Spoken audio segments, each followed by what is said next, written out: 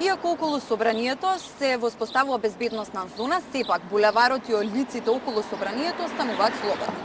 Граѓаните, како и досега, ќе можат и да протестираат, но и да се собираат, да организираат собири пред собранието, тоа право не им е оневозможно. Она што ќе биде безбедносна зона се објектите во дворот на собранието, како и главниот и споредните влезови, меѓутоа и оној 1,5 хектар теревни кој што се наоѓа во дворот на собранието. Надлежните велат ова е за да се заштити институцијата, а не да се загрози правото на демократски глас на улиците.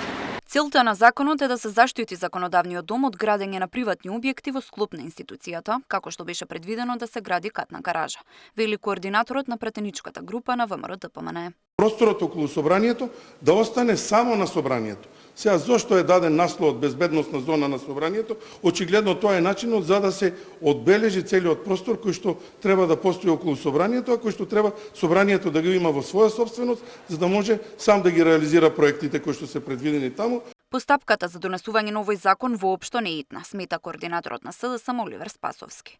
Низ годините се провлекува ова прашање, откако на 2,5 метри од собранието беше планирано да се гради катната гаража. Зоната околу собранието не смее да биде злоупотребена за приватни бизниси, вели Спасовски.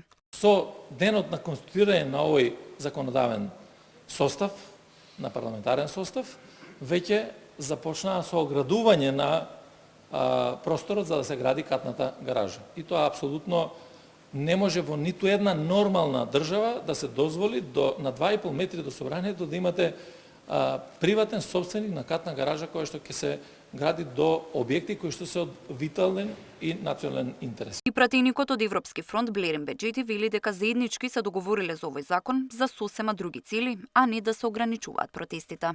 Во рок од 30 дена од влегувањето во сила на законот, земјиштето кај собранието се враќа на државата, а на инвеститорот ќе му бидат вратени парите од купопродажбата, заедно со трошоците за уредување и евентуалните вложувања. Со законот е забрането и летање на дронови и други типови на беспилотни воздушни летала во воздушниот простор над собранието и безбедносната зона. Денеска беше изгласана потребата од донесување на овој закон, а утре треба да биде изгласан на собраниска седница. Тамара Дичевска, Сител телевизија.